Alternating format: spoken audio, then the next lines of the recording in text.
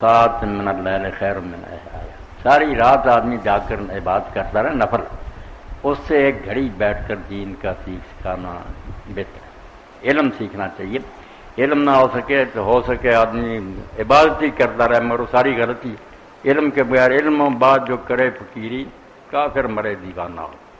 اس لیے نا سیکھنا، یہ جو آپ بیٹھے ہیں اس میں آپ پوچھیں بتاؤں گا، کوئی پھر بات رہ جائے پوچھیں، سیکھنا سکھا کہ رات کی ایک گھڑی کو سکھا لینا دین کا، ساری رات جا کر بات کرنے سے بہتر۔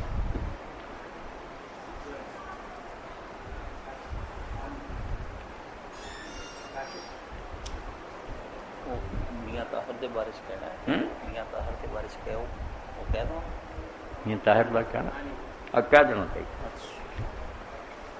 جو سارے دوست ہی مگر یہ نہ کام کرنا، تھوڑا سا شروع کر کے پھر چلیے۔ نحمدہ ونصلی علی رسولہ الکریم، اما بعد فاعوذ باللہ من الشیطان الرجیم، بسم اللہ الرحمن الرحیم۔ حاضرین و سامعین، السلام علیکم ورحمۃ اللہ وبرکاتہ۔ اس وقت ہمارے ساتھ معروف دینی اسکالر مفتی محمد اسحاق صاحب تشریف فرما ہیں۔ آپ اپنے دینی، معاشی، معاشرتی، روحانی مسائل ہمیں بائی ای میل اور بائی ڈاک بھی بھیج سکتے ہیں۔ انشاءاللہ دین اسلام کی روشنی میں مولانا آپ کے لیے شافی جواب دیں گے انشاءاللہ العزیز۔ جلد ہی لائیو فون کالز اور انٹرنیٹ اسکائپ پر فون کال سننے کا بھی انتظام ہو جائے گا۔ اس سلسلے میں ایک وضاحت آپ کرنا ضروری ہے۔ اس وقت مولانا اسحاق صاحب نے فتاوی آن لائن جو گزشتہ پروگرام مرکز الحرمین الاسلامی اور اس کے ہوسٹ میاں محمد طاہر صاحب ہوتے تھے، ان سے کنارہ کشی کر لی ہے۔ میاں طاہر صاحب سے التماس ہے کہ وہ مولانا کی آئندہ کسی قسم کی کوئی سی ڈی یا کوئی کلپ اپنی ویب سائٹ پر قطعاً اپلوڈ نہ کرے، کیونکہ مولانا کی یہ تمام اب سی ڈیز اور تمام تصنیفات یہ سب کی سب اس کے جملہ حقوق محفوظ کر لیے گئے ہیں۔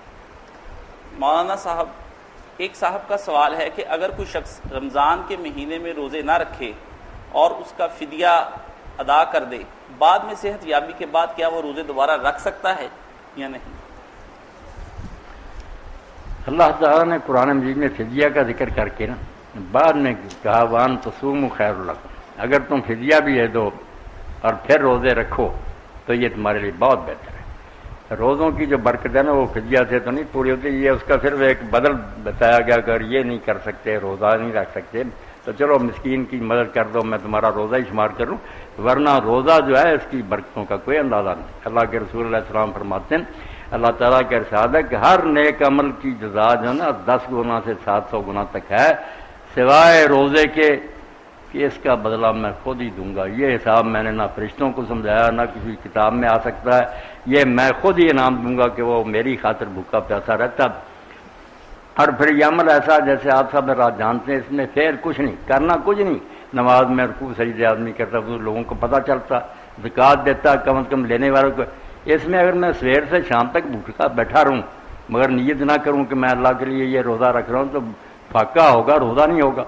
روزہ ایک ایسی عبادت ہے جس میں ریا کا کوئی دخل نہیں، اس میں کیا دکھانا، یہ تو چھوڑ کر بیٹھا ہو، سب ترک ہے اس میں، اس لیے اللہ ہی صرف اس کو جانتا، وہی اس کی جزا دے گا اور اس کا انعام جو ہے وہ حساب سے باہر۔ ایک صحابی نے جب اللہ کے رسول علیہ السلام سے پوچھا کہ حضور مجھے کوئی عمل بتائیں جس کے برابر کوئی عمل نہ، نفلی، تو آپ نے فرمایا علیک بالصوم فإنہ لا عدل لہ، روزہ رکھا کر، روزے کے برابر کوئی عمل نہیں۔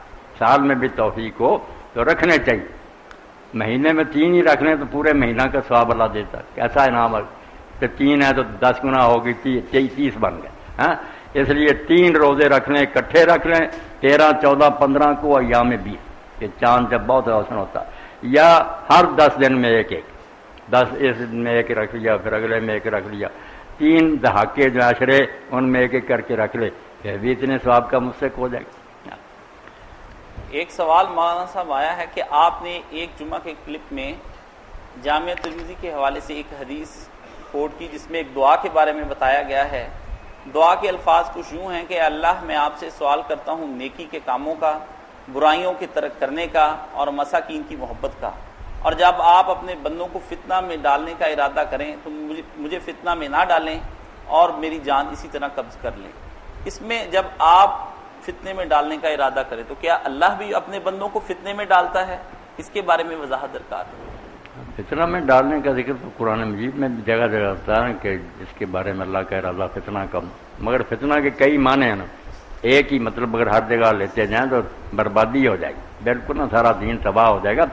فتنہ سمجھنا چاہیے، فتنہ جو ہے نا ایک تو سزا کے معنی میں بھی ہے کہ جب دو لوگ آگ میں جلائے جائیں گے نا، ذوقوا فتنہ تکم، اب عذاب کا مزہ چکھو۔ اس لیے جب اللہ تعالیٰ کسی قوم کے کرتوتوں کی وجہ سے ان پر عذاب کا فیصلہ کر لیتا ہے تو فرمایا میں نہ ان نامرادوں میں ہوں جن پر عذاب آ گیا، جیسے نبی اور نیک لوگ پھر بچا لیے جاتے تھے، ان کو نکال لیا جاتا تھا۔ تو تیرا ارادہ جب کسی قوم کے بارے میں ان کی بری کرتوتوں کی وجہ سے ہو جائے کہ اب ان کو تباہ کر دینا عذاب کا، تو مجھے بغیر کسی عذاب میں مبتلا کیے اٹھا لینا۔ یہاں عذاب کا معنی لینا چاہیے، قرآن پاک میں کئی جگہ نا فتنہ کا معنی عذاب ہی آئے، عذاب اللہ تعالیٰ دینا چاہتا ہے۔ جی، جنید صاحب پاکستان سے سوال کرتے ہیں کہ میں 28 سال کا ہو چکا ہوں اور میں جاب بھی کر رہا ہوں اور الحمدللہ میں ایک فیملی کا بوجھ اٹھا سکتا ہوں۔ میں نے اپنے والدین سے اپنی شادی کے بارے میں کہا تو انہوں نے کہا کہ تمہارے دوسرے کزن تو 30 سال کی عمر تک ان کی شادیاں نہیں ہوئی اور تمہیں بہت جلدی ہے۔ میں جہاں جاب کرتا ہوں وہاں آس پاس لڑکیوں کا زیادہ ہجوم ہے۔ اس دوران میرے دل میں مختلف قسم کے وسوسے اور خیالات آتے ہیں۔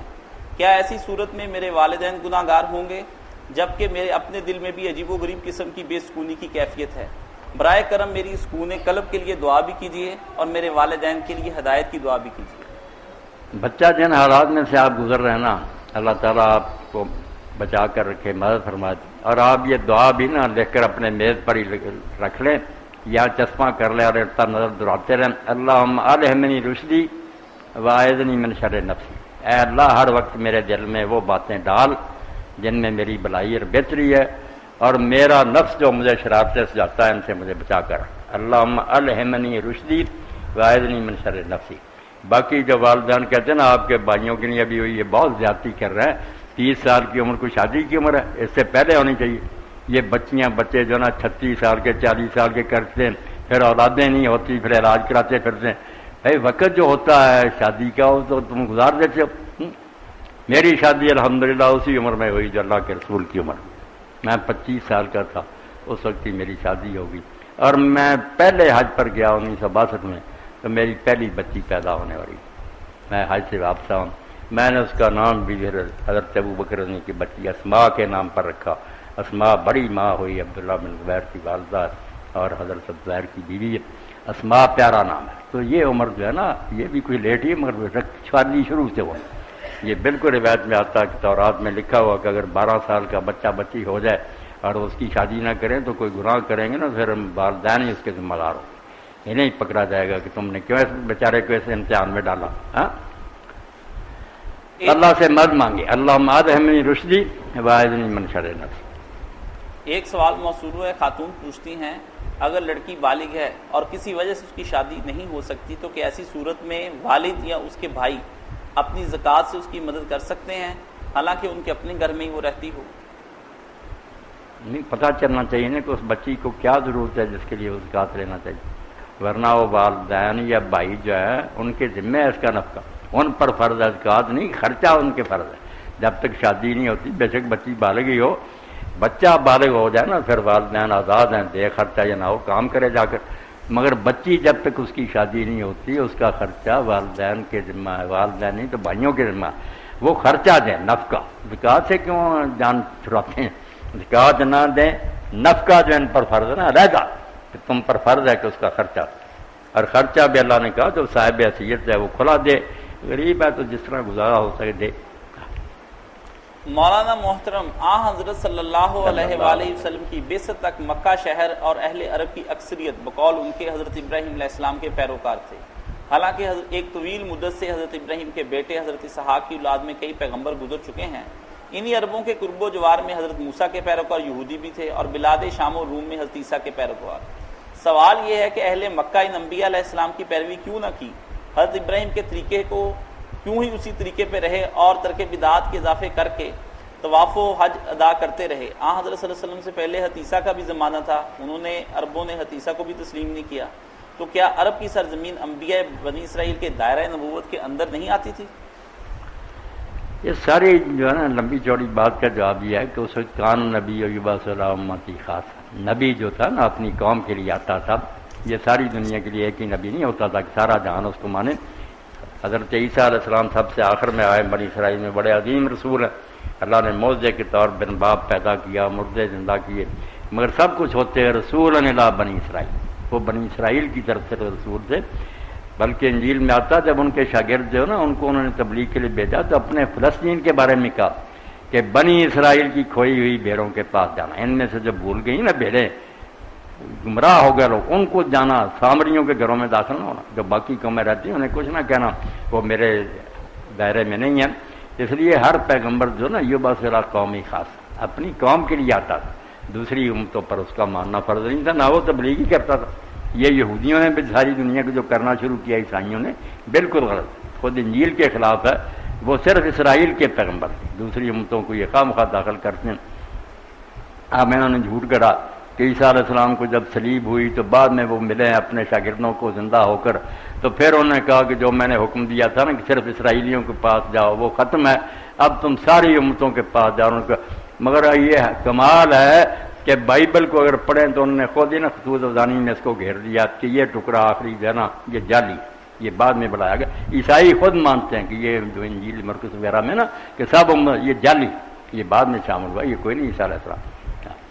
یہ اس سے بھی پتہ چلا کہ جو کہتے ہیں نا ان میں تبدیلیاں نہیں ہوئیں, خود ان کے عالم مانتے ہیں کہ یہ ٹکڑے بعد میں بڑھا دیے گئے. مولانا صاحب تو یہ عرب کے نبی نہیں تھے, یہ سارے جو نا اسرائیلیوں کے پیغمبر تھے. عرب میں اسماعیل علیہ السلام آئے یا شعیب علیہ السلام آئے تھے وہ مدین کی طرف, باقی کوئی نبی عرب میں نہیں آیا. ان کے پاس حضرت ابراہیم حضرت اسماعیل کی روایتیں تھیں, مگر وہ روایتیں کوئی ایسی گم نہیں تھیں. بالکل انہیں سارا پتہ تھا کہ ہمارے والد عراق میں پیدا ہوئے, بت توڑے, آگ میں ڈالے گئے, وہاں سے نکلے, ملک پھرے, یہاں جنگل میں آ کر ڈیرا لگایا, خدا کا گھر بنایا. یہ سب باتیں انہیں حفظ کی. اس لیے قرآن جب یہ ہتھوڑا مارتا تھا نا کہ اپنے باپ ابراہیم کی طرف دیکھو, یہ بت جو تم نے بنایا وہ بت توڑتا رہا, تم جانتے ہو, اسی لیے آگ میں ڈالا گیا تھا, تم نے بنا لیے. اور یہ بھی انہیں پتا تھا کہ ابراہیم علیہ السلام کے وقت سے نہیں, پوری تاریخ انہیں یاد تھی کہ عمر بن لہی خزائی ہمارا ایک سردار بیمار ہوا, وہ شام کی سرحد پر علاج کے لیے گیا. وہاں ایک چشمہ تھا جس کا پانی نمکین وغیرہ تھا, ایسے اس میں اجزاء تھے کہ آدمی تندرست ہو جاتا, ہو گیا. وہاں اس نے لوگوں کو بت پوچھتے دیکھا تو بت لے آیا وہاں سے عیسیٰ علیہ السلام سے تھوڑی دیر پہلے. اس لیے ابراہیم اسماعیل کے بارے میں علیہ السلام جانتے تھے کہ بت پرستی ان کا دین نہیں. قرآن شریف کے سامنے اسی لیے کھڑے نہیں نہ ہو سکتے تھے. قرآن کہتا یار بڑوں کی طرف چلو, تم کہتے باپ دادوں کے طریقے پر چلنا, باپ دادے یہ رہ گئے جو گمراہ ہیں. جو ابراہیم اور اسماعیل جن پر فخر کرتے ہو, جنہوں نے مکہ بنایا تھا, ان کا بتاؤ نا, انہوں نے بت بنائے تھے؟ کوئی جواب نہیں آتا. اس لیے حضور کے سامنے دم بخود ہوتے, چپ خاموش. باقی جیسے ہمارا ذہن ہے نا کہ عرب کے لوگ جو ہے نا وہ چوڑے چمار تھے, یہ بالکل بے وقوفی. عرب لوگوں کے بارے میں جو کہتے ہیں نا اخلاقی برائیاں آ گئی, شراب لوگ پینے لگے جناب وغیرہ, ورنہ ان میں موحد لوگ بھی حنفاء تھے جو صرف اللہ کی پوجا کرتے تھے, کوئی شرک نہیں کرتے تھے, حرام نہیں کھاتے تھے, بتوں کا چڑھاوا نہیں کھاتے تھے. بڑے بڑے نیک لوگ بھی ہمیں. روزہ کھولتے وقت کی تو دعا عموماً پڑھی جاتی ہے, لیکن یہ بتا دیجئے کہ روزہ رکھتے وقت کون سی دعا پڑھی جائے؟ روزہ کھولتے وقت جو دعائیں پڑھتے ہیں نا یہ بھی لوگوں نے آپ ہی بنائی. جو اصل دعا نا وہ روزہ کھول لینے کے بعد کی, اس میں جو ہے سارے سے یہ ماضی کے ہیں. اس لیے مولا علی قاری کہتے ہیں یار جب کھا پی چکو نا اس وقت کہو کہ اللہ لکا سوم تو والا کا, تیرے حکم کے مطابق روزہ رکھا, تو نے رزق دیا, ہم نے روزہ افطار کر لیا. یہ ماضی کے سیگے جب کھول کر فارغ ہو جاؤ اس وقت کے. البتہ ایک دعا میں تمہیں بتاؤں گا, میرے سارے ساتھی سن رہے ہیں, جو ائمہ اہل بیت علیہ السلام میں سے ایک نے کہی کہ جب پہلا لقمہ اٹھاتے وقت وہ یہ کہہ دے نا, یہ مشکات کی شرح جو لکھی نا اس میں بھی مظاہر حق میں لکھا مولانا قطب الدین جیلانی اندر, یہ دعا پڑھ لیجیے. لقمہ اٹھاؤ, کہو بسم اللہ یا واسع المغفرت, اے اللہ جس کی رحمت کا کوئی اندازہ نہیں, بخشنے والا ہے, میرے بھی گناہ بخش دے. وہ کہتے ہیں لقمہ اٹھاتے ہی نا قلم چڑھ جائے گا, یا واسع المغفرت, تیری رحمت کے سامنے میرے گناہ کیا. وہ تھانوی صاحب رحمۃ اللہ علیہ کی مثال یاد رکھو نا کہ سارے جہان کے گندے کپڑے جا کر سمندر میں پھینک لے، سمندر ناپاک نہیں ہوگا، کپڑے پاک ہو جائیں گے۔ رحمت خدا کی بہت بڑی ہے، صرف ضرورت ہے کہ ہم طلب کریں، سچی نیت سے نہ جھکیں، معافی مانگیں، پھر کوئی بات۔ جو اڑ گیا نا کہ کرنا ہی کرنا، وہ نہیں بچے گا، اس کی جان نہیں چھوٹے گی۔ سویڈن سے عامر صاحب پوچھتے ہیں، نبی کریم صلی اللہ علیہ وآلہ وسلم نے حضرت معاذ رضی اللہ تعالیٰ عنہ کو جو دعا سکھائی ہے وہ ذرا بتا دیں۔ حضرت معاذ رضی اللہ تعالیٰ عنہ سے آپ نے کہا کہ معاذ میں تو اس سے محبت کرتا ہوں، بڑی بات کہ حضور نے فرمایا تو اسے، انہوں نے کہا اللہ کے رسول مجھے بھی آپ بڑے پیار ہیں، تو آپ نے فرمایا پھر یہ دعا جو اپنی نماز کے خاتمے پڑھنا چھوڑنا۔ عموماً تو لوگ سمجھیں نماز کے بعد پڑھتے ہیں اللہم انی یا رب عنی، مگر صاحب مشکات نے نماز کے اندر لکھا۔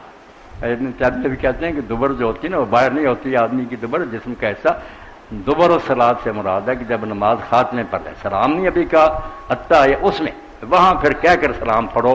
یہ ان دعاؤں میں لکھی گئی ہے جو مشکات شریف میں درج ہیں۔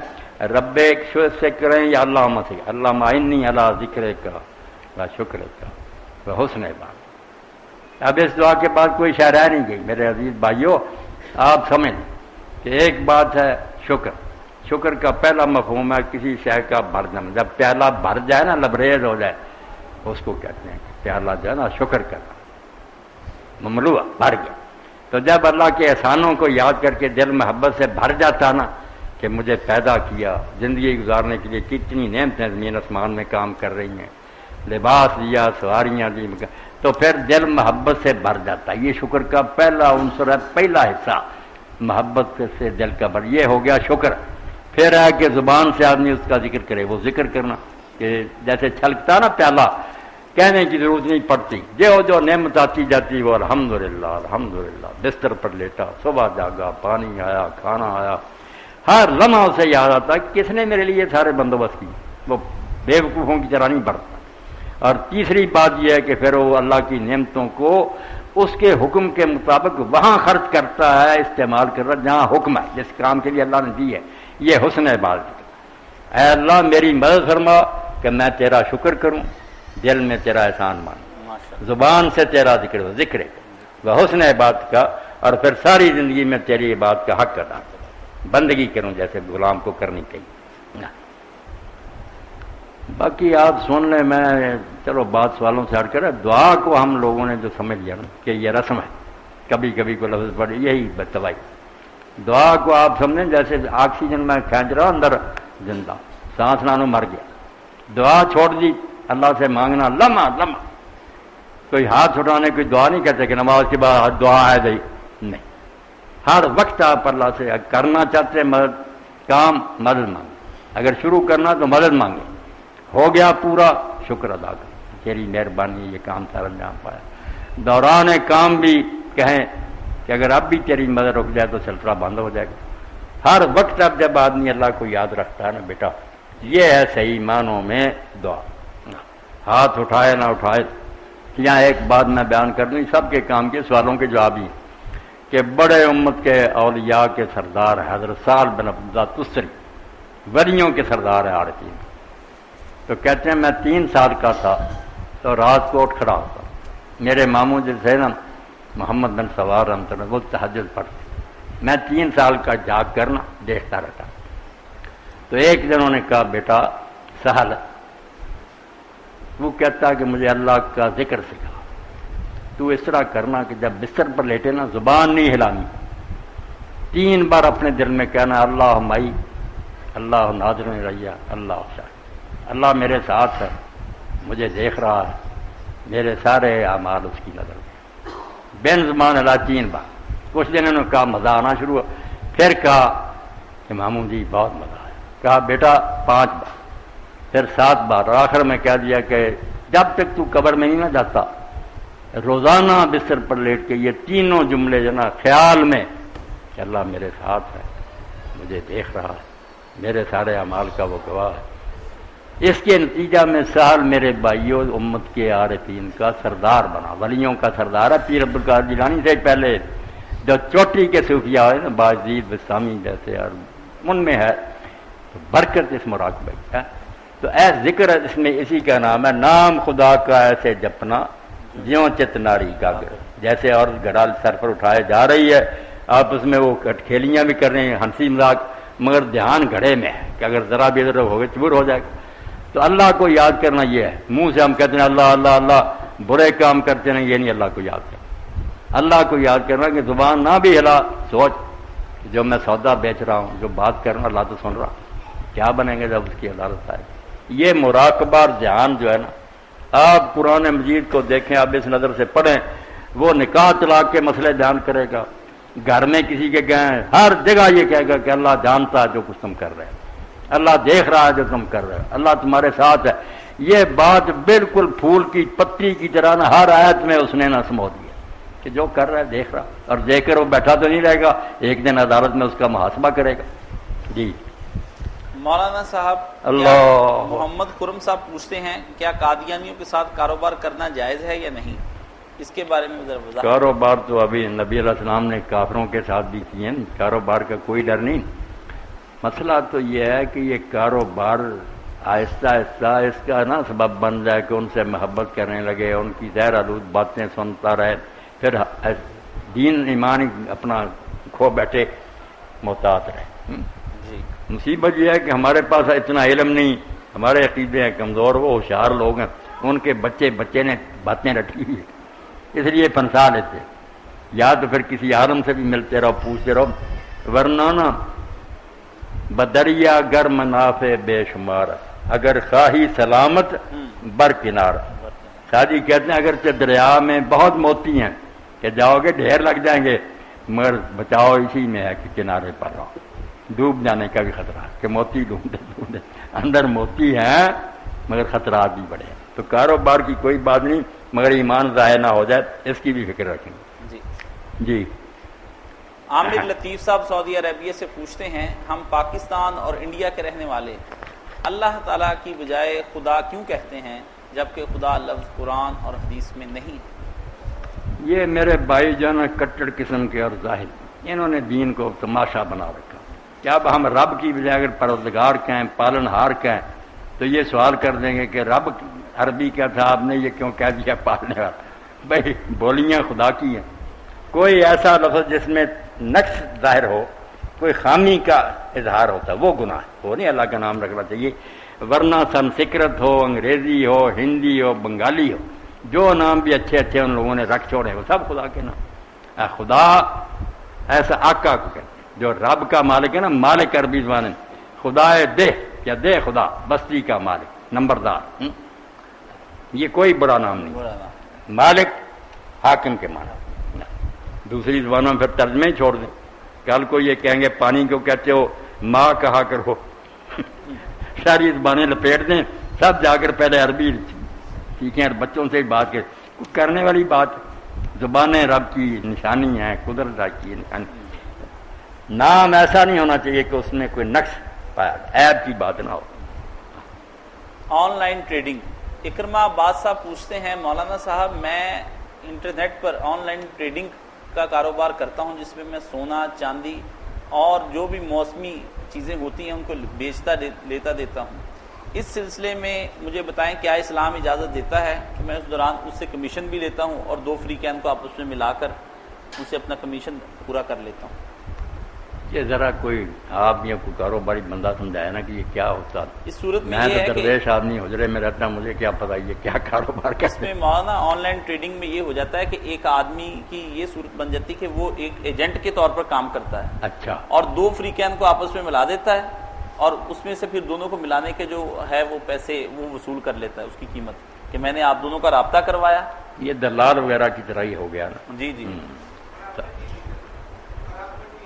हाँ, चलो कोई बात नहीं, ये जो ना ठीक काम। अगर इसमें वो कुछ चीज छुपाता नहीं, धोखा नहीं करता, कोई फ्रेब नहीं करता, ठीक ही थी।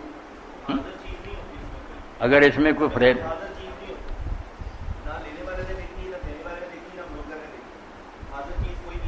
नहीं, हाँ ये तो फिर जो है ना उन्होंने नहीं देखी, दोनों ने जो बाय और मुश्तरी खरीदने वाले, ये तो फिर गलत हो गया ना। ये ब्रोकर ने तो ये ना कि मिला देना उनको आपस में, भाई तुम देखो सौदे, ये उनका काम है सौदे देखें। ये जो है ना सिर्फ कराता उनका मेल, इसका कोई गुनाह नहीं। باقی یہ بات جو آپ نے کہی ان کو دونوں کو چاہیے کہ دیکھ لیں اور اس کا پورا پتہ کر کے پھر خریدیں. جی ایک صاحب پوچھتے ہیں کہ نماز میں تلاوت کے درمیان نبی کریم صلی اللہ علیہ وسلم کا نام نامی اس میں گرامی آ جائے تو کیا پھر صلی اللہ علیہ وآلہ وسلم پڑھنا چاہیے؟ پڑھ لے تو اچھی بات. امام احمد بن حنبل رحمۃ اللہ علیہ، امام جعفر صاحب سب کہتے ہیں رک جائے. جیسے اور ہے نا ایسی آیتیں جن پر حضور نے جواب دیے، کہیں آیا تو درمیان میں کہا منا باللہ، کہیں لا بشیء من علائک رب القذل، کہیں کا بلا وانا رضالک من الشاہد ہے. تو اسی طرح یہ بھی جواب ہے، اگر ایسا کر لے تو کوئی ڈر. جماعت میں ذرا بچنا چاہیے، کیونکہ لوگوں کو کیا پتا کہ یہ قرآن ہے یا داعش ہے. کئی ان پڑھ لوگ ہوتے ہیں وہ یہی نہ سمجھیں کہ یہ سورج کا ہی حصہ کوئی دل میں پڑھ جائے. کیا تہجد کے لیے رات کو سونا ضروری ہے؟ اگر میں جاگ رہا ہوں تو کیا تہجد پڑھ سکتا ہوں؟ یہ بھی بتا دیں کہ تہجد کا وقت کب سے شروع ہو جاتا ہے؟ تہجد کے لیے ضروری نہیں کہ سو کر ہی اٹھے، باقی اصل چونکہ سو کر اٹھ کر ہی پڑھی جاتی ہے. نام اس کا یہی رکھا گیا کہ نیند توڑ کر اٹھنا. تہجد جو نا حجود سے نکلا، حجود نیند کو کہتے ہیں، کہ نیند توڑ کر اٹھنا. تو اصل تو یہی ہے کہ نہ فیصد لوگ نیند ہی چھوڑ کر اٹھ کر پڑھتے. مگر اگر کوئی جاگتا رہا اور نہیں اس دن سونا نصیب ہوا کسی وجہ سے، تو یہ نہیں کہ وہ تہجد نہ پڑھے، پڑھ اس کی ہوگی. باقی وقت اس کا جو ہے عشاء کے 4 فرض پڑھ لینے کے بعد وقت شروع ہو.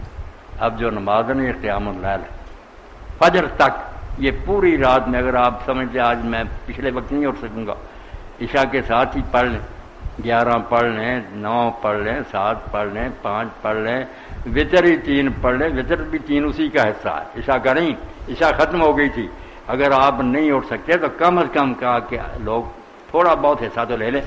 تو عشاء سے شروع ہو جاتی ہے فجر تک. مگر زیادہ بہتر وقت آخری تیسرا حصہ، جب تیسرا حصہ رات رہ جاتی ہے فجر سے پہلے، اس وقت پڑھی جائے تو بہت اعلیٰ وقت، زیادہ بہتر وہ وقت. مولانا صاحب جائز پہلے بھی ہے. اسی سے متعلقہ ایک سوال یہ بھی ہے کہ کیا وطر پڑھ لینے کے بعد کوئی آدمی مزید نفل پڑھ سکتا ہے؟ پڑھ سکتا، جتنے جی جائے پڑھ سکتا. جس میں آتا نا کہ اپنی رات کی نماز کا آخری جو ہے نا فطر کو بناؤ، وہ بات ہی نہیں تھا کہ اور چیزیں نہیں پڑھ سکتے. وہ رات کی نماز ہے تہجد، کہ تہجد کئی سادہ لوگ اٹھ کے پہلے وطر پڑھ لیتے ہیں، وہ ترتیب الٹ ہوگی نا. وہ کہا پہلے جتنے پڑھنا چاہتے ہیں نفل پڑھ لو، آخر میں جا کر وطر پڑھنا. وہ تہجد کا طریقہ سکھایا تھا، یہ نہیں کہ اس کے بعد نفل حرام ہوگا یا کوئی. بڑے پڑھے صحابہ کرام پڑھتے تھے، جنہوں نے پہلے وقت ہی پڑھ لے وطر، آخر رات میں اٹھ کر صرف نفل ہی پڑھتے. یہاں کئی لوگ نقل وطر کرتے ہیں نا، اگر عشاء کے ساتھ پڑھ لیجیے وطر، صبح اٹھتے ہیں پھر ایک وطر پڑھتے ہیں، پہلے وطر کو آتے ہیں توڑ دیتے ہیں. وہ طاق تھا، طاق نہیں رہا، جفت بن گیا. یہ سارا خام خاکت کر لو، کوئی نہیں. اگر کسی نے پہلے وقت پڑھ لیے بسم اللہ، وطر ختم ہو چکے ہیں، اب 2 کر کے نا وہ نفل پڑھ جتنا پڑھ. اگر نہیں پڑھے تو پھر 2 کر کے نفل پڑھتا جائے، آخر میں جا کر وطر پڑھے. ایک صاحب پوچھتے ہیں یہ حسینی برہمن کون ہیں؟ ان کا کہنا ہے کہ ہمارے جد امجد کربلا میں تھے، یہ لوگ ہندو ہیں اور یہ امام حسین کے ساتھ کے لیے کربلا کا دن بھی مناتے ہیں. آپ ان کے بارے میں کیا کہتے ہیں؟ اب کاشف ایسی باتیں مجھ سے پوچھتے ہیں، نہ میں وہ ہندو برہمنوں کو جانتا ہوں، نہ ان کا مجھے پتہ. میں ان کے بارے میں کیا بتاؤں؟ کوئی قرآن حدیث کی بات کریں. باقی ایسی باتیں لوگوں نے بہت گڑ لی ہیں، ہر جگہ ایسے لوگ موجود ہیں. جی گر کی بات آپ یہ سمجھیں، کئی لوگ کہتے ہیں خواجہ مہرواں ہندو آتے ہیں فلاں آتا. بھائی جس کی وجہ سے خواجہ میریا امام حسین کی کوئی عزت ہے اللہ کے رسول علیہ السلام، جب ان پر ایمان نہیں لاتے تو کیا ہے یہ نامراد؟ ہاں خواجہ اجمیر کو کیا مانتے؟ جس کے صدقے کو خواجہ اجمیر بنے ہیں، حضور کے پاؤں کی خاک بھی نہیں، حضور کو مانتے نہیں، نبی نہیں مانتے، ان کے ادب کرنے والے بنے، سب فریب کرتے ہیں، مسلمانوں کو جال میں پھنساتے ہیں. حسین کو ماننا تو حسین کے نانا کو پہلے مانو، اسلام لاؤ. ان کی چالیں سمجھیں. یہ بھکتی تحریک جو چلائی تھی نا بابا نانک، دوسرے کے لوگوں کو یار مسلمان ہو دوسرے سب ٹھیک ہی ٹھیک ہیں، کہ اسلام پھیلے نہ، ہاں اپنے اپنے جگہ بیٹھے رہیں سمٹے رہیں. کوئی باتیں ایسی سننے کا فائدہ نہیں. نبوت کس میرٹ پر ملتی ہے؟ اگر کوئی میرٹ نہیں، اللہ جسے چاہے دے دے، تو یہ نبی کا کمال تو نہ ہوا؟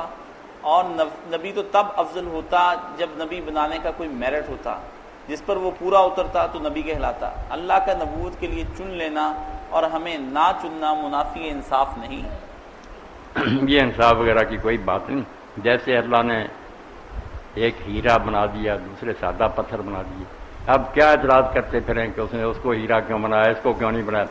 عقل کریں، نبوت کوئی کمال نہیں، یہ نہ سمجھے کہ کوئی محنت کرے تو وہ مرتبہ حاصل کر لے، وہ دوسرے مرتبے علم حاصل کرنا ظاہر متقی اور بند نہیں، آپ جہاں تک جیتے ہیں جا سکتے ہیں، مگر یہ نبوت جو ہے نا یہ ایک منصب ہے، جیسے عہدہ نا ایس پی بننا یا گورنر بننا، یہ سارے لوگ بے شک کتنی ڈگریاں لیے پہ کہیں یہ اس کو کیا بنا دیا، بھئی ایک کو بنانا تھا۔ نبی کوئی یہ نہیں کہ کسی کو انعام ملتا ہے جس کی وجہ سے یہ سمجھتا آدمی کہ کچھ عبادتیں کر رہے تو اللہ سب کو انعام دے دے، انعام ہوتا تو سب کو ملتا پھرتا، انعام نہیں ایک پوسٹنگ ہے۔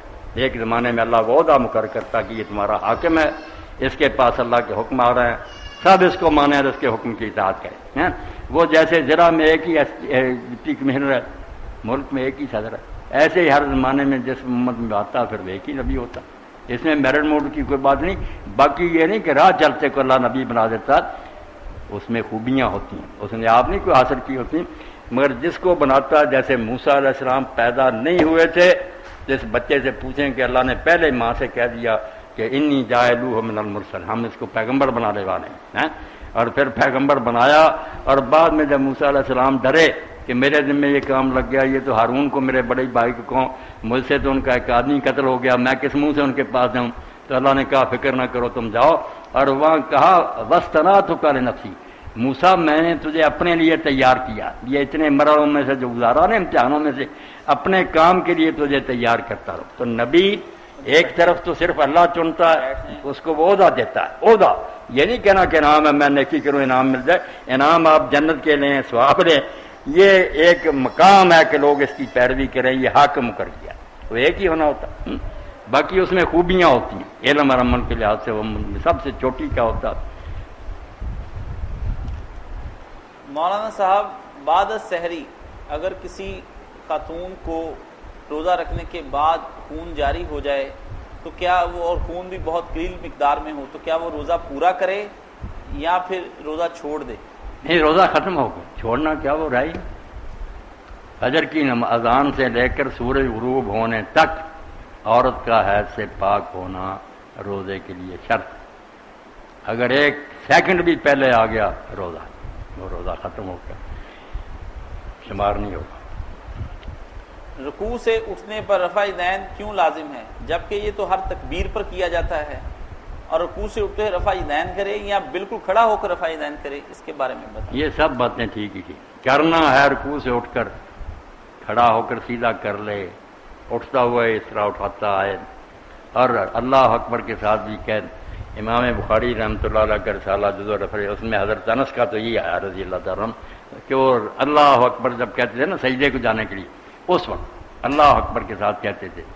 امام نے یہ کہہ کر جان چھڑا لی کہ حضرت انس کا اپنا ہی ہے کام، رسول اللہ کا نہیں، مگر یہ بھی بات نہیں ٹھیک ہے، تینوں ٹھیک ہے، شروع میں اٹھاتا جائے، سیدھا کھڑا ہو کر پھر رفع یدین کر لے، یا پہلے ویسے ہی کھڑا ہو جائے جب پھر سجدے کو جانے کے لیے اللہ اکبر کہہ کر پھر چلا جائے، یہ سب درستی درست۔ حسن محفوظ سعودی عرب سے پوچھتے ہیں، اگر مردے کے لیے، آپ سب لوگ بیٹھے ہیں، پہلے بھی کوئی آدمی پوچھتا تھا کہ یہ رفع یدین جب بت رکھتے تھے فلاں، یار میں نے کہا کوئی بات کچھ نہ کوئی آدمی عقل کی کرے کہ اگر یہ رفع یدین بت گرانے کے لیے تھا، نامرادو پلیدو جو یہ الزام لگاتے ہو کہ مسجد نبوی میں بت آتے تھے، تو جب آپ کے خیال میں پہلا رفع یدین ہوا تھا اس وقت نہ گرے، یہ بعد میں 2-3 بار کرنے کی اس حرکت کی کیا ضرورت؟ تو اگر پہلی بار نہیں گرے، لا دو مجھے بڑی کتاب اتنی موٹی میں بغل میں لے لیتا ہوں، رفع یدین کرتا جاؤ، گر گئی تو میری ناک کاٹ دینا۔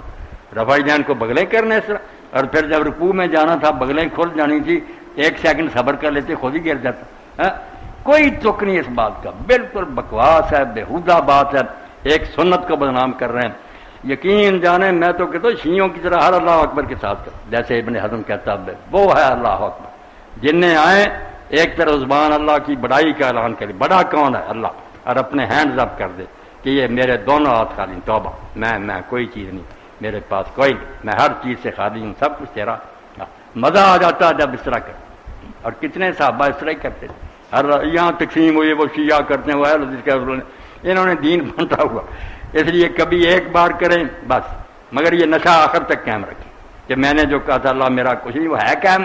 اگر فرق نظر آیا رکوع کے بعد رکوع کے وقت پھر یاد کرائیں، اور اگر کثر آیا تو پھر اللہ اکبر جتنے ہیں سب کے ساتھ ہیں، تاکہ بار بار یاد دہانی ہو کہ تیرا کچھ نہیں، صفر الجزا، تیرے دونوں ہاتھ خالی ہیں، جو کچھ ہے اللہ کا تیار انعام ہے، جب جائے گا واپس لے لے گا. رفع دین کا مطلب جو بیان ہی نہیں ہو سکتا. ایک صاحب پوچھتے ہیں رضوان احمد لندن سے، ہم لندن میں رہتے ہیں، ہر سال یہاں 2 عیدیں ہوتی ہیں، میں کس کو فالو کروں؟ برائے کرم ان علماء کرام کو کوئی ہدایت کریں کہ عید ایک ہی دن کر لیا کریں. بالکل آپ کی بات ٹھیک ہے. جگ ہنسائی کا مجھے لوگ ہنستے ہیں، ٹھٹھے کرتے ہیں کہ سب لوگوں کی عیدیں ایک ہوتی ہیں، مسلمان جو ہے یہ 2 3 بھی کر لیتے ہیں. بہت بری بات. ان سب کو چاہیے کہ اللہ کا خوف کریں. کافروں کو کیوں موقع دیتے ہیں؟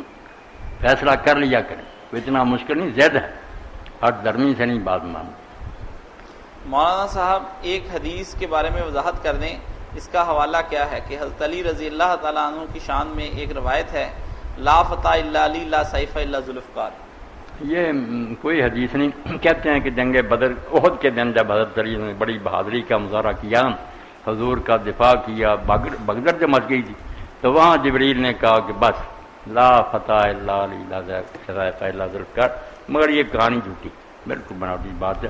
کوئی ایسی آواز نہیں آئی، نہ کوئی ایسا کہا، کوئی روایت نہیں. مولانا صاحب آپ نے کہا مساک مدینہ کی روایات صحیح نہیں ہیں، تو بنو قریظہ کے واقعے کو ہم کیسے تطبیق دیں گے؟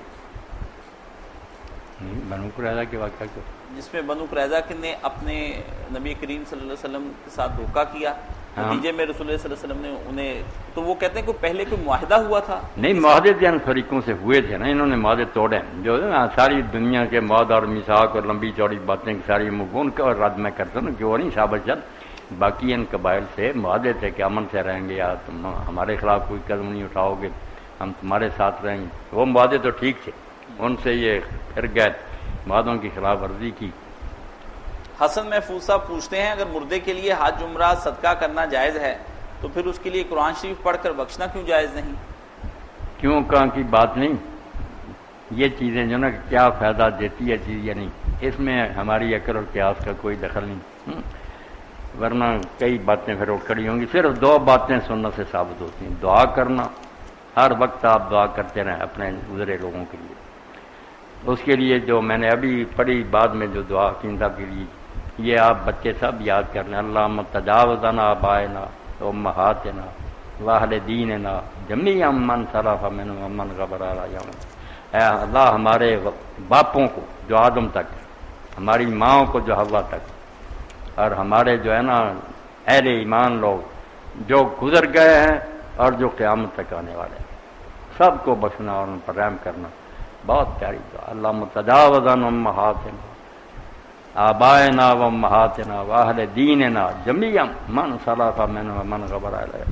کچھ لکھ بھی لیا کرو نا. مولانا صاحب میں صدقہ اور دعا، بس 2 ثابت ہوئے، اور کوئی چیز ثابت نہیں. امام ابن کثیر لکھتے ہیں اگر قرآن شریف کا پہنچنا کوئی ہوتا ثابت ہے تو صحابہ کے لیے صدقے سے تو یہ آسان تھا. صدقہ تو ان میں امیر لوگ بہت تھوڑے تھے، مگر صورت تو چھوٹی موٹی سب کو یاد تھی. کوئی ایک مثال بھی ملتی ہے کسی نے پڑھ کر بخشی ہو. تفسیر میں جب انہوں نے لکھا نا لیس علی الانسان الا ما، وہاں لکھا ایک حوالہ بھی نہیں کہ نبی علیہ السلام نے اور صحابہ نے کبھی پڑھا. ایک صاحب پوچھتے ہیں کہ میں مزدہ لوڈر ہوں، مجھ میں روزہ رکھ کر کام کرنے کی طاقت نہیں، حالات بھی درست نہیں کہ روزے رکھوں اور کام نہ کروں، میرے لیے کیا حکم ہے؟ آپ کے لیے یہی حکم ہے کہ اگر تو سال میں کچھ دن ایسے آتے ہیں کہ آپ محسوس کرتے ہیں میں تھوڑے تھوڑے کر کے ان میں رکھ لوں گا، چھوٹے ہوں دن سردیوں کے، آپ کو چھٹی ہے کہ دوسرے دنوں میں رکھ لیں. اور اگر بالکل ہی نہ ہوا پھر فدیہ دے لیں، باسی ہوگی. مگر یہ فیصلہ پوری احتیاط سے کرنا نا کہ اگر رکھ سکتے تھے، تکلیف تو آخر روزے میں ہونی نا. کوئی یہ کہا کہ نہیں مزے سے ہی پھرتا نا، یہ نہیں. میں نے وہ خطبے میں پڑھا کہ امام ابو محمد فرماتے روزہ تو فرض لیجیے کہ غنی کو تکلیف محسوس ہو کہ بھوک جو کتنی تنگ کرتی، اور وہ فقیر پر رحم کھائے پھر کہ یار میرا برا حال تھا، یہ غریب بیچارے کیا کریں جن کے پاس کچھ بھی نہیں ہوتا۔ مولانا صاحب کیا صرف ناظرہ قرآن پڑھنے کا بھی ثواب ملتا ہے؟ کیا صرف ترجمہ پڑھنے پر بھی ناظرہ کی طرح ہر حرف پر نیکیاں ملتی ہیں؟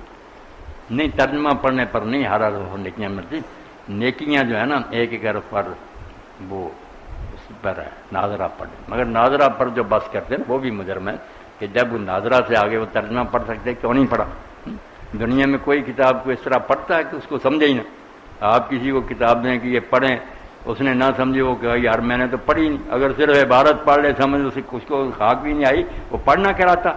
اس لیے پڑھے لکھے مجرم ہے، اگر وہ صرف پڑھتے ہیں نا عربی عبارت کوئی ثواب نہیں، الٹا گناہ گار ہے۔ کیوں ترجمہ نہیں پڑھا اور ترجمے کے آگے اس پر عمل کیوں نہیں کیا؟ 3 مرحلے، تلاوت، پھر فہم، پھر عمل۔ جو نہیں کر سکتے بیچارے سادہ ہی پڑھ سکتے ہیں، وہ چھوڑے نہ، ان جتنا ان کے بس میں اللہ اس پر ہی اجر دے۔ ماشاءاللہ۔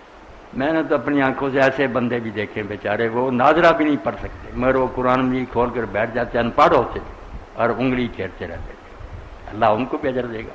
اللہ جانتا کہ یہ بیچارے اسکول نہیں جا سکے، انعام تو ملے گا۔ اللہ کی رحمت کو ہمیں تنگ نہیں کرنا چاہیے، وہ بہت وسیع ہے، مگر جتنا بس میں ہے نا اس میں کوتاہی کی نا۔ شاہ اسماعیل شہید رحمۃ اللہ علیہ کے بارے میں آتا کہ جب وہ جہاد کی تیاری کر رہے تھے تو دہلی کی جامع مسجد میں دوپہر کے وقت نا پھر فرش پر تپے پر ننگے پاؤں پھرتے تھے، تو ایک نے کہا لا یکلف اللہ نفسا الا وسعہا، کہ اللہ کہتا آدمی کی جو پہنچ ہے نا اس سے زیادہ اللہ اس پر بوجھ نہیں ڈالتا۔ تو شاہ صاحب نے کہا پہنچ کا کیا پتہ کر رہا ہوں، سائے میں بیٹھ کر پتہ لگے کہ پہنچ ہے کہ نہیں، یہاں پھر کر پتہ لگتا ہے، جب میں دیکھوں گا کہ یہ میری پہنچ سے باہر ہے، گرمی سائے میں چلا جاؤں گا، اپنے آپ کو تولوں تو صحیح۔ اور باقی پھر انہوں نے وہ کام کر دکھایا، جہاد کیا، جانیں دی، جی۔ اور اتنی تیاری بیٹا کی کہ دہلی سے دریا میں اترتے آگرہ تک جاتے، پھر وہاں سے واپس آتے، بہت مشقیں کی اور جہاد کے لیے نکلے۔ اس لیے جنہوں نے کوئی کام کرنا ہوتا وہ بہانے نہیں بناتے، باقی لوگ باتیں کرتے رہتے ہیں۔ کیا میں روزے کی حالت میں سامان آرائش استعمال کر سکتی ہوں، مثلا سرما، لوشن، کریم یا میک اپ؟ میری ساس کہتی ہے اسی میں مگن رہنا بھی یاد الہی سے دور ہونے والی بات ہے۔ یہ ساری چیزیں روزے کی حالت میں بھی جائز ہیں، مرد بھی اگر سرما لگائے یا وہ مسواک وغیرہ کرے تب ٹھیک ہے، باقی نیت جڑی ہے اس کا تو بیٹا بہت دخل ہے نا، کہ اگر کوئی عورت اس لیے بن سور کر کہتی ہے کہ میرا خاوند گھر آئے تو اسے پسند کرے، مجھ سے محبت کرے، غیروں کی طرف نہ دیکھے، تو یقین جانے نماز روزے نفل جو ہیں اس سے بھی زیادہ ثواب ہے۔ اسی لیے قاضی ابو یوسف رحمۃ اللہ اتنے بڑے امام تھے، وہ کہتے ہیں 3 باتوں پر مارنے کا حق ہے مرد کو، نماز نہیں پڑھتی، بلا اجازت گھر سے جاتی ہے، اور تیسرا یہ میک اپ نہیں کرتی۔ وہ کہتا میں گھر میں سڑی بھوسی بیٹھی ہوئی ہے، میں باہر گمراہ ہو جاؤں پھر کیا کون ضامن ہے اس کا؟ تو عورتوں کو یہ سب ذہنوں سے نا ایسے ارادے سے کرنی چاہیے کہ میری اور میرے خاوند کی محبت بڑھے، پھر ثواب ہی ثواب۔ ایک خاتون پوچھتی ہیں کہ میں نے امتحانات کی وجہ سے روزے چھوڑ دیے۔ باقی وہ ساس کی یہ بات ٹھیک ہے، اسی میں لگے رہنا، ہر وقت کنگھی پٹی، یہ بھی جہارت ہے، شیشے کے سامنے کھڑے رہنا، کوئی اور کام نہیں دنیا میں۔ ہر چیز میں اعتدال ہونا چاہیے، درمیانہ۔ جی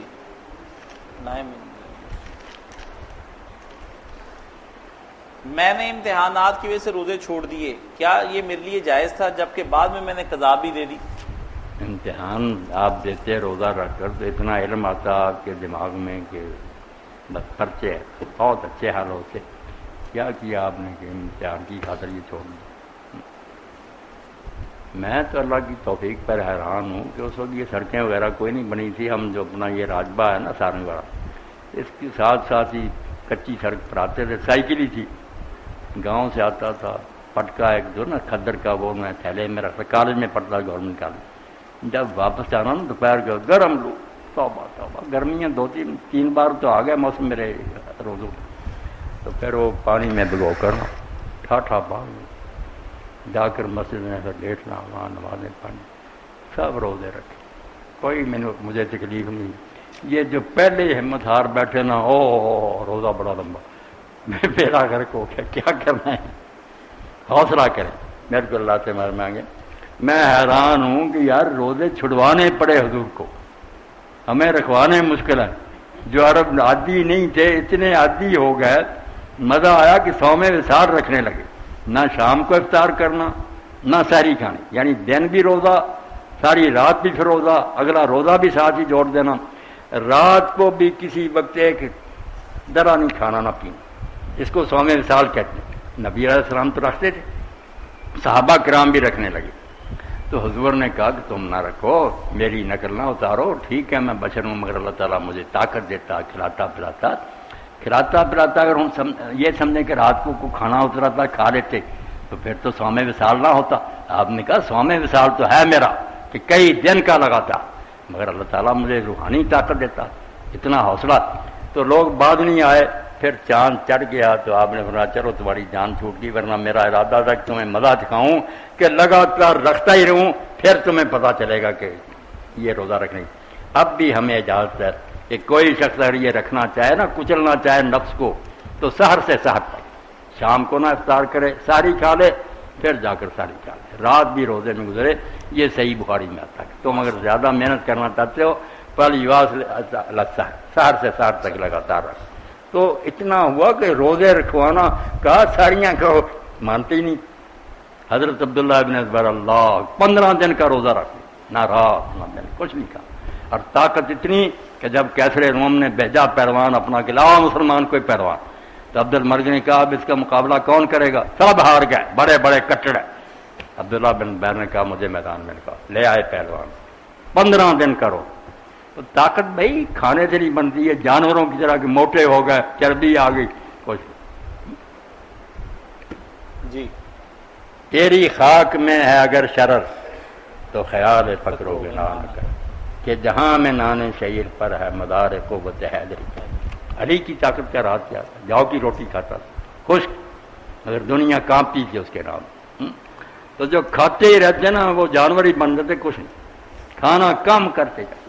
اب بچہ قاسم مانا ہی نہیں، ابا جی نہیں، اور میں نے کہا یار اتنے بڑے ولی نے کیا لکھا، اور کہا میرے سامنے شعر لکھا اس نے، امام عبدالوہاب سہرانی، کہ میں خلیفہ طاہر سے ملا، 20 سال ہو گئے تھے، نہ اس نے کھایا تھا نہ پیا تھا، اور اتنی طاقت تھی کہ کسی آدمی نے۔ اس لیے کلمے سے جو جیتے ہیں نا، اللہ کے کلام کا جو مزہ آتا، قرآن پڑھتے ہیں، حدیثیں پڑھتے ہیں، انہیں کیا کھانے پینے کی فکر ہو؟ یہ ہماری طرح کے لوگ ہیں جو بس کھانا پینے میں لگے رہتے ہیں، یہ جتنا بڑھاتا جائیں پھر بڑھتا جاتا، ویسے ہی بن جاتا۔ اگر کم کرتے جائیں روزانہ تھوڑا تھوڑا، آپ دیکھیں گے بس ایک دانے پر گزر ہو جائے۔ جی۔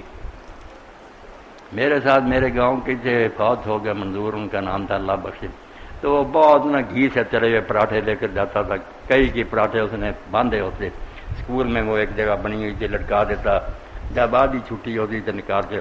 تو ہمارے ہیڈ ماسٹر تھے، وہ ہندو تھے مگر قابل استاد ماسٹر چرنجیت، انہوں نے سوٹوں سے اسے مارنا اور کہا منظور اتنے پراٹھے جب تیرے اندر چلے جاتے علم کہاں سے آئے؟ علم نہیں آتا، ذرا نہیں۔ میں خشک روٹی، خشک دانے، سارے اسکول سے اول، امتحانوں میں اول، استاد کہتے رہتے فیل ہو جائے گا، نہ کوئی پڑھنا لکھنا، جب بیٹا پرچہ حل کرنے کے لیے بیٹھنا سمجھ نہ آنا کہ کیا لکھے اور کیا چھوڑے، ساری دنیا کی لائبریری کی کتابیں چاٹ جاتا تھا، مجھے کیا رکھنی تھی؟ تو پڑھنا سیکھو، علم حاصل کرو۔ یہ کھانا پینا کوئی شے نہیں کہ مٹھائیاں کھا لی، پراٹھے کھا لی، کچھ نہیں، جانوروں کی نہیں۔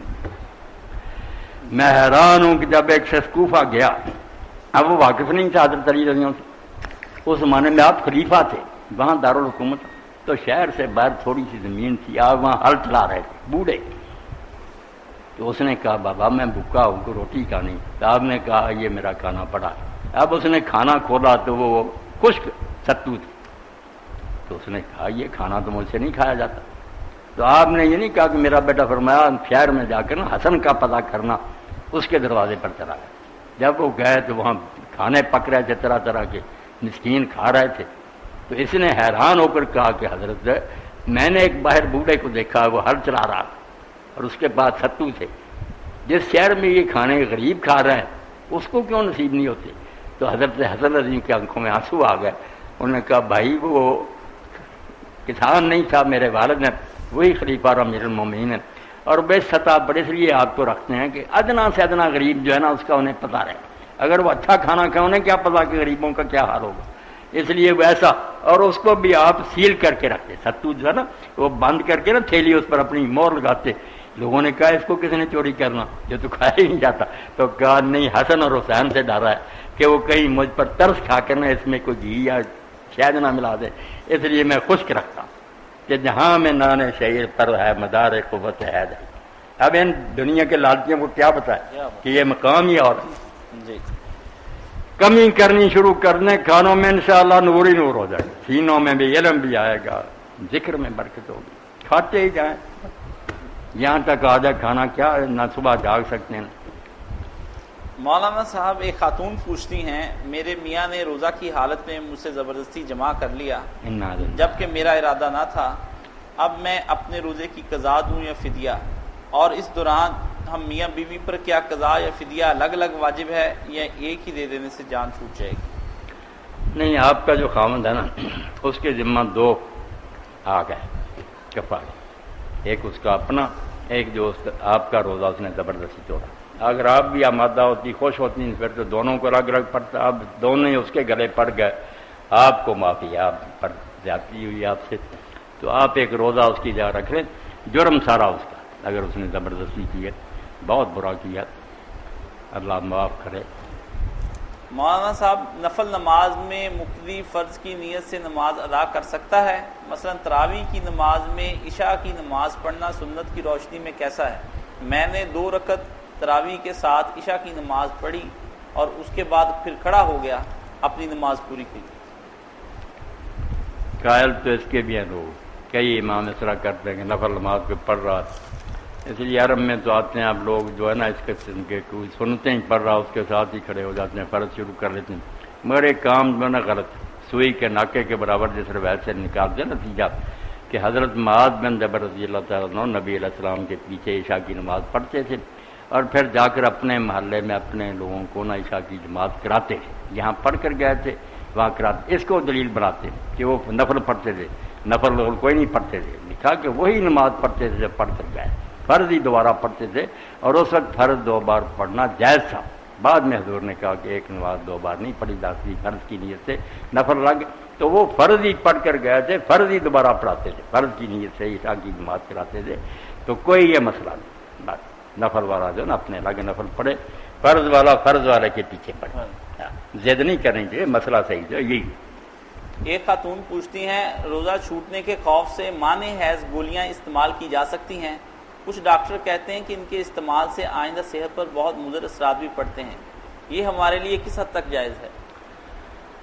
جو بات میری بہن آپ نے بتائی ہے کہ ڈاکٹر حضرات جس شعبہ کے ماہر بتاتے ہیں اس کے نقصانات ہیں، اس کے بعد تو ایسی جو ہے نا گولیاں ان کا استعمال صرف یہ نہیں، یہ بری بات ہے، حرام ہے. کوئی شاید انسانی جسم کو نقصان پہنچائے اس کا استعمال ہم نہیں کر سکتے. یہ ہمارے پاس امانت ہے، ہم یہ نہیں کہ جو جی چاہے کرتے پھریں. اسی لیے نشے حرام ہے، یہ مضر صحت چیزیں حرام ہیں. اللہ کی امانت ہے جسم، کیوں اس کو نقصان پہنچاتے؟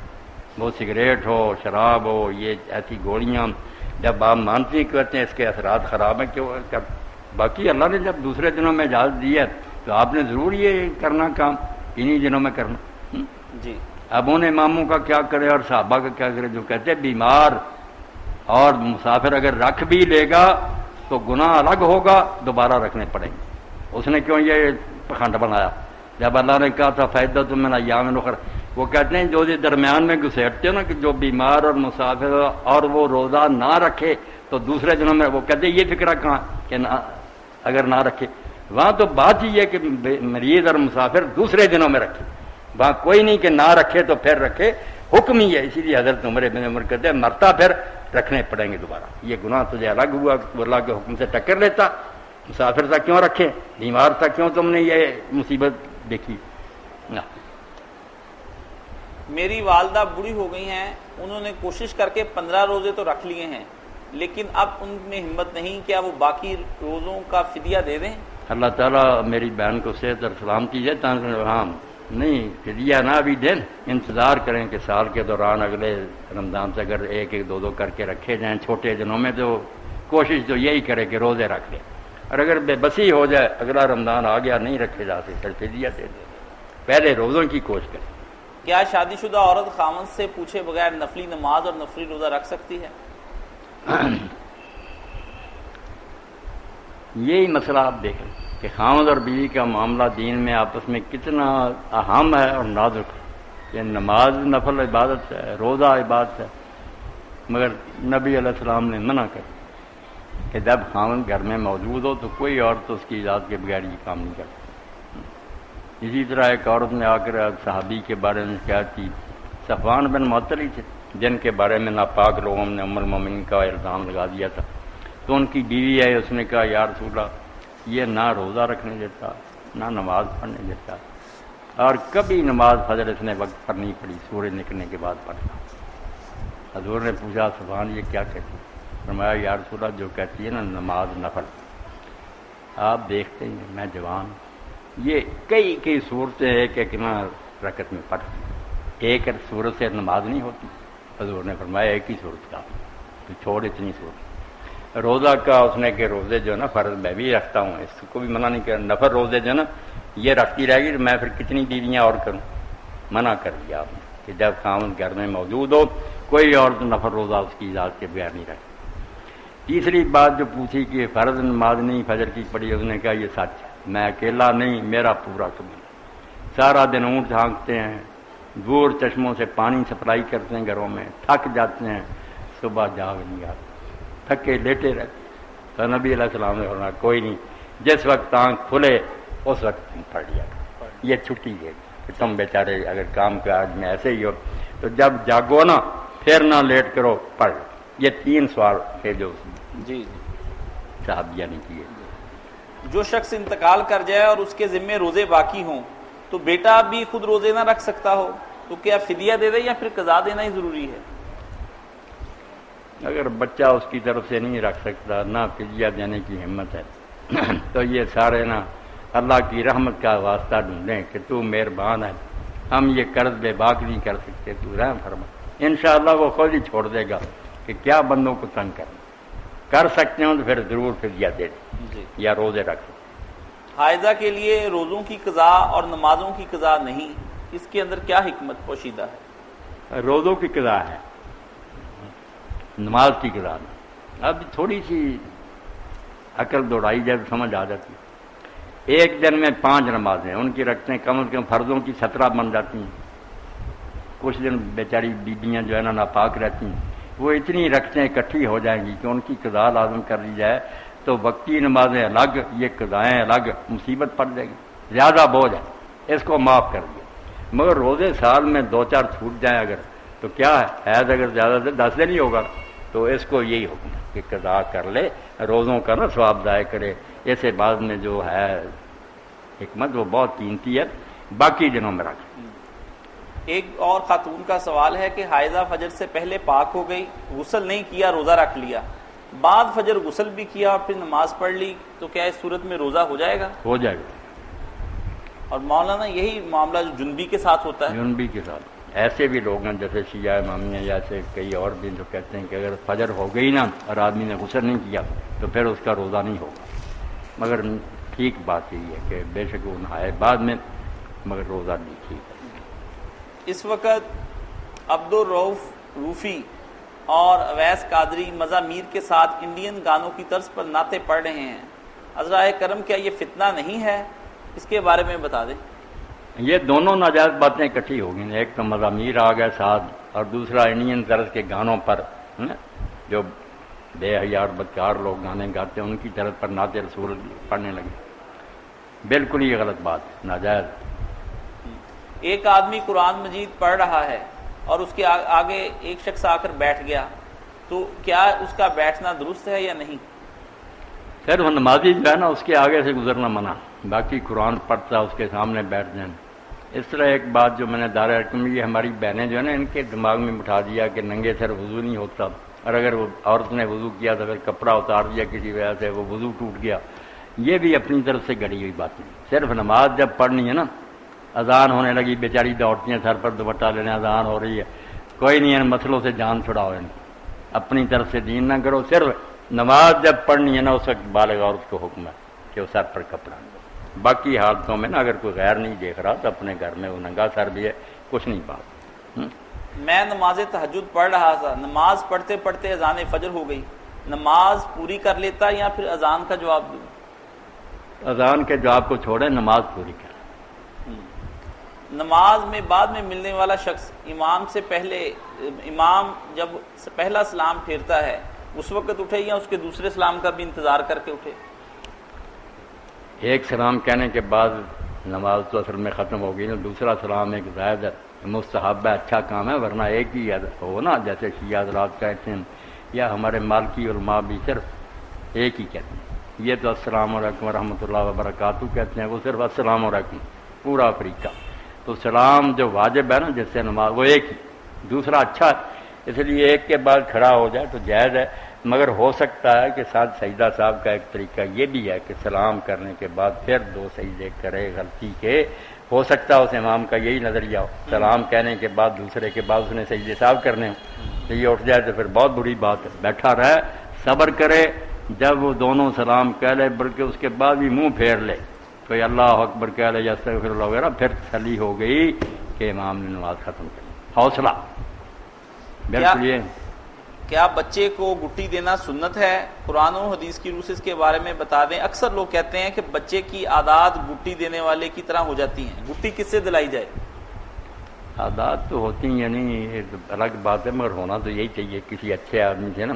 تہنیک عربی زبان میں کہتے ہیں، تہنیک، کہ وہ کوئی میٹھی چیز جو ہے نا چبا کر اس کے تعلق میں لگائے، سنت ہے، بہت نیکی کی بات، برکت کی دعا بھی کرے. ایک آدمی صدقہ دیتے ہوئے کہتا ہے یا اللہ یہ صدقہ شروع سے لے کر آخر تک آنے والے تمام مسلمانوں کی طرف سے قبول فرما، کیا یہ جائز ہے؟ جائز ہی ہے، کوئی ڈر نہیں، اللہ کی رحمت بڑی ہے. جو عمرے پر جا رہے ہیں عبد الرحمان وغیرہ، یہ بھی اب سے نیت کر لیں کہ ہر ہمارا یہ عمرہ جو نا آدم علیہ السلام سے لے کر جو قیامت تک مسلمان آئیں گے نا، مرد عورتیں سب کی طرف سے عمرہ ایک ہی ہوگا، مگر انشاءاللہ اللہ خوش ہو جائے گا، سب کو ثواب ملے گا. کر لیا کریں گے. آپ نے ایک خطبے میں سنن کے متعلق بتایا ہے کہ 8 ظہر سے پہلے اور 8 ظہر کے بعد، اس کی صحیح احادیث میں کوئی مناہی تو نہیں؟ اور نماز عصر کی سنتوں کے متعلق بھی احادیث میں مناہی آئی ہے، اس کے بارے میں وضاحت کر دیں. نہیں، کیا مناہی آئی؟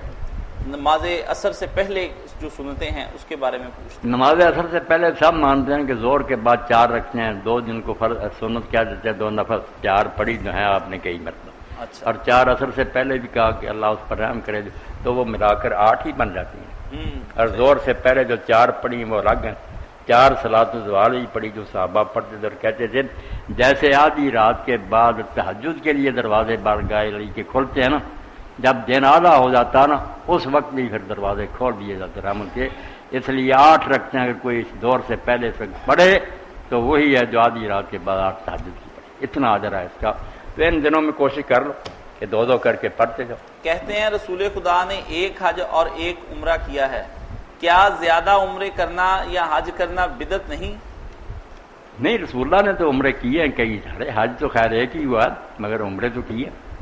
عمرے تو ایک حج کے ساتھ کیا، پھر جو حدیبیہ والا تھا اس کے بعد بھی کیا، رمضان میں بھی کیا، تو 4 عمرے کیے.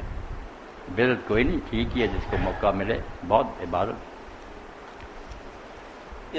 اب اسی کے ساتھ ہم آج ایک سوال جو ہے نا اس کے ساتھ پیدا ہوتا ہے کہ اگر لوگ بھوکے مر رہے ہیں نا کسی علاقے میں تو لوگ عمرے اور حج پر جائیں تو پھر شاید اللہ تعالیٰ پکڑ ہی لے کہ یہ پیسے غریبوں کو دے دیتے، کیوں تم حج اور عمرے پر آئے.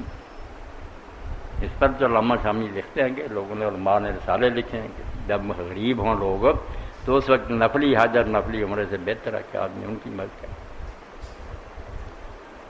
اسی کے ساتھ ہم آج کا پروگرام بس یہاں ایک بات عمرے کے بارے، حج کے بارے کر کے ختم کر دیں. جی. کتابوں میں لکھا ہے کہ حضرت عبداللہ ابن مبارک جو بہت بڑے محدث ہیں، عالم ہیں، اللہ ان پر رحمت کرے، وہ میدان عرفات سے جب لوٹے نا، مزدلفہ رات گزار رہے تھے، عید کی رات ہی ہوتی ہے، تو انہوں نے خواب میں سنا یہ سال جو لوگ حج پر آئے نا ان میں سے اللہ کو سب سے زیادہ پیارا حج فلاں شخص کا ہے. اس کا نام لیا گیا، اس کے باپ کا نام لیا گیا اور پتہ بتایا گیا کہ علی بن موفق جو دمشق کے فلاں محلے میں رہتا. یہ جانتے نہیں تو حیران ہو کر اٹھے کہ وہ کون آدمی ہے. تو یہ سفر کر کے پھر دمشق گئے، محلہ ڈھونڈا، مکان پر گئے، دروازہ کر کے آیا، نام پوچھا، اس نے کہا علی نام ہے، باپ موفق، اس نے کہا پتہ تو ٹھیک، تو مبارک بھی کہ تمہیں حج کی مبارک ہو۔ اس نے کہا حضرت میں حج پر نہیں گیا۔ انہوں نے کہا شاید یہ ریاکاری سے بچنا چاہتا، فرمایا نہیں حج کی مبارک۔ تیسری بار جب کہا تو اس نے کہا نہیں آپ بات بتائیں۔ انہوں نے جب خواب والی بات بتائی تو رو پڑا۔ اس نے کہا آپ بھی سچے ہیں، میں بھی سچا ہوں، 30 سال سے میں ایک موتی ہوں، تھوڑے تھوڑے پیسے جمع کر رہا تھا، حج پر جانے کا ارادہ تھا۔ رات کو میری بیوی جو ہے نا اس کو درد ذیل ہوئی، بچہ پیدا ہونے کی تکلیف، تو اس نے کہا جو پڑوسی ہے نا ان کے گھر میں گوشت پکنے کا نا پتہ چلتا، خوشبو آ رہی، تو ان سے کچھ شوربہ لائیں میں چکھوں، جی متلا رہا۔ میں ان کے گھر گیا تو ان سے شوربہ مانگا، انہوں نے انکار کر دیا، ہم شوربہ نہیں دیں گے۔ میں نے کہا یار تھوڑا دے دو، انہوں نے آخر کہا کہ آپ کے کھانے کا نہیں۔ پوچھا، انہوں نے کہا 3 دن کی بھوک کے بعد ہمیں یہ ایک مردہ مرغی ملی ہے گندگی کے ڈھیر سے جس کو ہم کھا رہے ہیں۔ میں نے بیوی سے آ کر جب کہا تو اس نے کہا حج پر جا کر کیا لینا، یہ پیسے ان کو دے دو۔ تو یہ بات سن کر عبداللہ نے کہا اسی لیے اللہ نے کہا کہ جو آئے ہیں نا ان سب میں سے مجھے علی بن موفق کا جو ہے پیارا ہے، کہ اس نے غریب کی خبر لی۔ تو یہ بات بیٹا آپ لوگ چھوڑ کر دکھاوے کے لیے بھاگے جاتے ہیں، غریبوں کی خبر نہیں ہے۔ اگر غریبوں کا پتہ کریں پھر ساتھ حج عمرے کی بھی کریں پھر تو بہت اچھی بات۔ اگر غریب مرتے رہے اور یہ بس اپنا ادھر شوق پورے کرتے رہے، اللہ اکبر، ہاں اعلان کر ہو گیا۔ الحمدللہ رب العالمین۔ ماشاء اللہ، سب کو خیریت سے رکھے اللہ، حج عمرے نصیب